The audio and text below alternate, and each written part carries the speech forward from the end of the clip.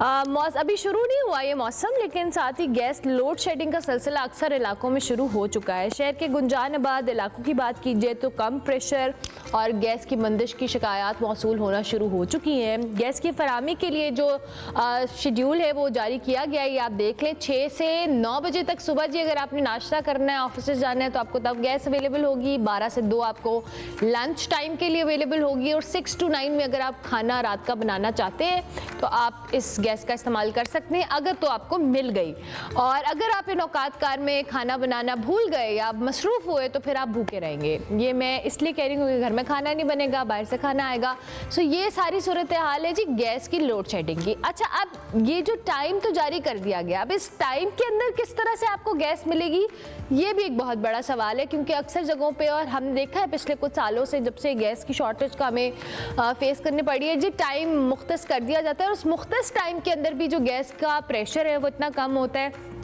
और ये तो भी मैं सिर्फ अवेलेबिलिटी और नॉन अवेलेबिलिटी की बात कर रही हूँ, अब इसकी कीमतों पे भी आएंगे क्योंकि अब गैस महंगी भी हो गई है। ये सारी चीज़ें जो है क्या होगा फिर, लकड़ी, कोयला और पत्थरों के ज़माने में हम जाएंगे, ये तो हम करते हैं। वैसे मुझे याद है कि अक्सर आई रिमेंबर कि 2-4 सालों पहले जब गैस नहीं आती थी तो मैंने कोयले और लकड़ियों पर भी लोगों को प्रैक्टिस करते हुए देखा है खाना बनाते हुए। सो हमारे साथ डॉक्टर बशारत हुसैन साहब मौजूद है, एनर्जी एक्सपर्ट हैं, उनको खुश आमदीद कहते हैं। Thank you very much doctor साहब, बहुत शुक्रिया आपके वक्त का। Good morning, I hope you are doing well. ये जो गैस की शॉर्टेज और ये जो टाइम बाउंड हमें अवेलेबिलिटी के हवाले से कहा गया है, सबसे पहले तो मैं चाहूँगी थोड़ा सा हमारे देखने वालों को आप ब्रीफ करें कि गैस की किल्लत क्यों है, और अब ये जो औकात कार सेट किए गए हैं, क्या इससे जो शॉर्टेज का मामला है इसमें बेहतरी आएगी? देखें जी, किल्लत इस वजह से है कि ये एक डिप्लीटिंग रिसोर्स है और आहिस्ता आहिस्ता करके ये सारे इस तरह के जो फॉसिल फ्यूल्स हैं ये डिप्लीट हो जाते हैं। तो लेकिन ये है कि अगर बेहतर तरीके से इसको मैनेज किया जाता पहले भी और अब भी अगर मैनेज किया जाए तो ये क्राइसिस में तब्दील नहीं होगा। अब मैं ये समझता हूँ कि जो इतनी ज़्यादा लोड शेडिंग की जा रही, जैसे अभी आपने एक शेड्यूल ये बताया, ये मैंने सुबह भेजा था आपके स्टूडियो में, इसमें भी देखें ना गलती है। अब ये जो लोग हैं जिन्होंने ये डिसाइड किया है कि सुबह को तो 3 घंटे आएगी नाश्ते के लिए, जबकि नाश्ते में तो आपने जो है टोस्ट अगर जो है गर्म करने हैं तो वो टोस्टर होता है, बिजली से चलता है, और आपने एक अंडा बनाना है उसमें आपके 5 मिनट लगते हैं। तो सुबह के लिए 1 घंटा भी काफ़ी था, जबकि दोपहर को इन्होंने सिर्फ 2 घंटे दिए हैं। तो सुबह को 3 घंटे और दोपहर को 2 घंटे गलत है। दोपहर के वक्त कम से कम 4 घंटे आने चाहिए। लोगों ने पूरा अपना खाना पकाना होता है, सारे काम होते हैं, ख़वातीन ने ये सारे काम करने होते हैं। तो 4 घंटे दोपहर को दें, सुबह को चाहे ये 1 घंटा दे दें, और इसी तरह रात के वक्त जो है वो 2 घंटे चलें, ठीक है, 2-3 घंटे होने चाहिए। तो लेकिन इसकी मिसमैनेजमेंट कहाँ हो रही है या इसमें वेस्टेड इंटरेस्ट किसके हैं?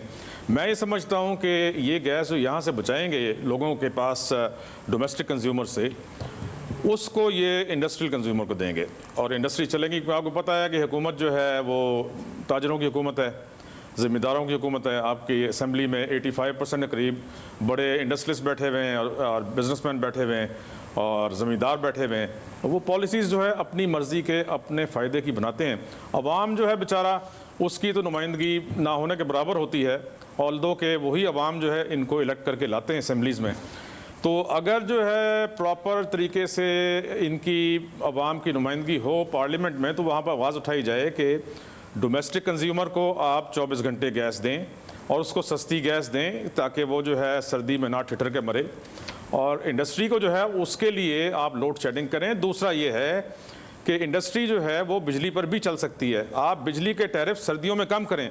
मैं आपको ये बताऊं कि इस वक्त आपकी 45,000 मेगावाट्स की कैपेसिटी है जो आपने पावर प्लांट्स लगा दिए हैं। आपकी सर्दियों में सिर्फ 8,000 मेगावाट्स की रिक्वायरमेंट रह जाती है, जो कि गर्मियों में जो है वो 22,000 होती है, क्योंकि ग्रिड आपकी इससे ज़्यादा नहीं ले सकता। वैसे तो 29,000 तक रिक्वायरमेंट चली जाती है, लेकिन आपका ग्रिड 22,000 से ऊपर नहीं ले सकता। तो सर्दियों में 8,000 पर आ जाती है। जब 8,000 पे आ जाती है तो आपको रेवेन्यू मिलता ही नहीं। आप इतनी ज़्यादा कैपेसिटी पेमेंट्स देते हैं कि आपने 45,000 मेगावाट्स के पावर प्लांट्स लगाए हुए हैं और लोगों को जो है बिजली के बिलों में जो है वो अज़ाबनाक सूरत हाल हो जाती है। तो वो जो सर्दियों में आप इंडस्ट्री को सस्ती बिजली दें ताकि वो जो है गैस के बजाय बिजली पे चले जाएं। इसी तरीके से आवाम को सस्ती कर दें कि वो देखें, अब जो मैं ये मिडिल क्लास की बात कर रहा हूँ, गरीब तो नहीं अफोर्ड कर सकता, मिडिल क्लास का जो है आदमी वो अपने घर पर इन्वर्टर बेस्ड जो है वो एसी लगाए, जिसमें कि गर्मी में वो ठंडी हवा देता है और गर्मियों और सर्दियों में वो गर्म हवा देता है। तो सर्दियों में बजाय गैस के हीटर्स के वो बिजली के जो हैं वो एसी इस्तेमाल करें, रिवर्स साइकिल। तो इस तरीके से वो बचा जा सकता है। दूसरे, जहाँ तक अगर किसी ऐसी जगह पर, ये तो है ना शेड्यूल इन्होंने दिया, ये शहरों में लागू होगा। बिल्कुल ठीक है। बहुत सारे ऐसे इलाके हैं जहाँ पर आएगी नहीं गैस या बहुत कम आएगी। बजाय इसके कि लकड़ी जलाएं, बिजली गवर्नमेंट को सस्ती करनी चाहिए। तो बिजली के आजकल ऐसे जो है वो स्टोव्स आ गए हैं, ऐसे जो है वो चूल्हे आ गए हैं जो कि बहुत कम बिजली खाते हैं। इंडक्शन वो जो है चूल्हे होते हैं और दूसरे इस तरह के आलात मौजूद हैं जो कि कम से कम, या अब मिडिल क्लास के लोग जो हैं वो एयर फ्रायर्स यूज़ करते हैं, जैसे कि मैं अपने घर में यूज़ करता हूँ। एयर फ्रायर बिजली पर चलता है और उसमें आपको ये फ़ायदा होता है कि आपका तेल भी ज़्यादा नहीं लगता, आप डीप फ्राई नहीं करते किसी भी चीज़ को, बल्कि उसको एयर फ्रायर में आप पकाते हैं। अच्छा, अब बहुत जल्दी पक जाता है। तो आप बिजली की तरफ चले जाएं। ठीक है डॉक्टर साहब, अभी आपने ये बात आम अंडरस्टैंडिंग के लिए आपने बताया कि जी हम बिजली पे स्विच कर सकते हैं, हमारे पास कैपेसिटी है, लेकिन अब मसला ये है कि ये वो चीज़ें हैं जो कि जिसके लिए पॉलिसी, स्ट्रैटेजी, इम्प्लीमेंटेशन, ये सब करने की ज़रूरत है और उसके लिए एक टीम होनी चाहिए जो अल्टरनेट पे शिफ्ट करे। अनफॉर्चुनेटली हमारे यहाँ मसला ये है कि हमने शॉर्ट टर्म गोल्स को सेट किया हुआ है, हम उसको अचीव करते हैं और फिर उसका कहीं ना कहीं बर्डन अवाम पे आता है और आप जैसे और मेरे जैसे लोग ये सब पे भी कर रहे हैं। और अब हमें पता है कि हमारे घरों में गैस नहीं आनी है और हम उसके लिए खुद अपना स्केड्यूल सेट करेंगे, ना कि हुकूमत या इदारे या जो भी स्टेक होल्डर्स हैं वो इस चीज़ को फोकस में रखें कि जी हमें अपनी ये प्लानिंग लॉन्ग टर्म करनी है कि सर्दियाँ आ रही हैं हम इसकी तैयारी पहले से करें, गर्मियाँ आ रही हैं इसकी तैयारी पहले से करें। अब ये तो नहीं है ना कि ज़िंदगी में पहली दफ़ा सर्दी आनी है, पहली दफ़ा गर्मी आनी है, ये तो ऑब्वियस चीज़ें हैं जो हमें सबको पता है। बिल्कुल सही है।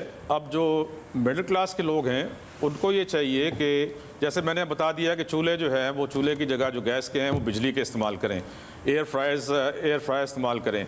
इसके अलावा वो ये कर सकते हैं कि गीज़र में गैस नहीं आएगी।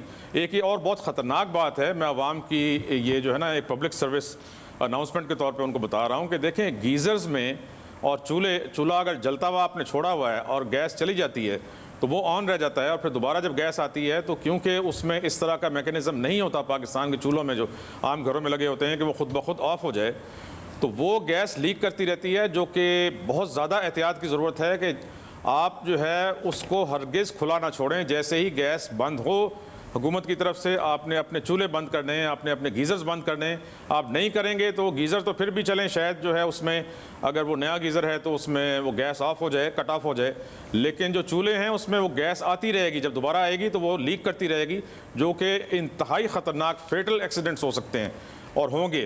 तो ये इस पे बाकायदा एक अवामी एजुकेशन की ज़रूरत है थ्रू द मास मीडिया और सोशल मीडिया कि लोगों को बताया जाए, उनको अवेयर किया जाए कि ये जिंदगियों का आपके खतरा होगा जब ये गैस बंद कर देंगे। अच्छा डॉक्टर साहब, मेरे पास जब दोबारा गैस आएगी तो वो लीक करेगी। मेरे पास टाइम कम है, मैं चाहूंगी इन द एंड ये जो गैस की प्राइसेस हैं इसमें भी अच्छा खासा इजाफा हुआ है। जो पहले 2-3 हज़ार बिल आया करता था 5-6 हज़ार पे बात चली गई है। तो जो एक तो मिलना ना वो तो एक कहानी है ही है, ऊपर से महंगी मिलना।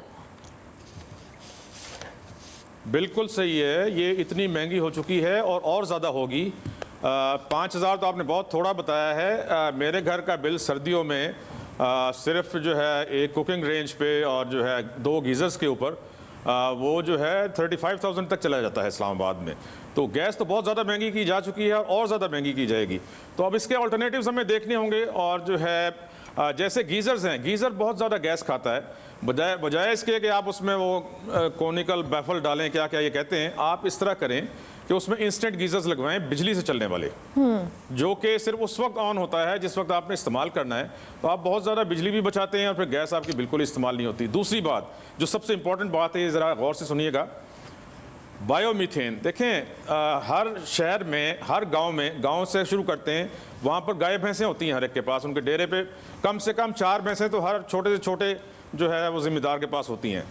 तो जिनके पास ज़्यादा हैं वो तो बड़े आसानी से कर सकते हैं। 4 भैंसों वाला भी अपने घर में एक बायोगैस प्लांट लगा सकता है जो कि उसको 3 वक्त पकाने के लिए गैस दे सकता है। और अगर उसके पास 8-10 भैंसें हैं तो उसको बिजली भी जो है जनरेटर के थ्रू उसी बायोगैस प्लांट से मिल सकती है। ठीक है। तो तमाम आपके जितना रूरल एरिया है उसकी गैस और बिजली की रिक्वायरमेंट सारी की सारी उसके जो जानवर हैं उनके डंग से वो पूरी हो सकती है। इसी तरह शहरों में अब मैं मिसाल देता हूं, जहां जहां डेयरी फार्म्स हैं उन डेयरी फार्म्स को कन्वर्ट किया जा सकता है कि वो गैस भी पैदा करें और बिजली भी पैदा करें। ठीक इसके है। अलावा जितने भी इंडस्ट्रियल यूनिट्स हैं जैसे कि शुगर मिल्स हैं जिनके साथ डिस्टिलरीज हैं, ये मैंने खुद लगवाए हैं झंग में, कि जितने भी डिस्टिलरीज हैं जहां पर उसमें से जो लिक्विड वेस्ट होता है उसको थ्रू एनारोबिक डाइजेस्टर्स आप कन्वर्ट करते हैं इनटू बायोमीथेन, और वो जो है गैस होती है जैसी आपकी चूल्हों में जलती है उसको आप गैस के तौर पे भी इस्तेमाल कर ठीक सकते है। हैं, उसको आप बिजली भी उससे बना सकते हैं। यानी इसी तरीके प्लानिंग से और आपके शहर स्ट्रेटेजाइज का जो करने गंदा की पानी है, जरूरत sewage, है।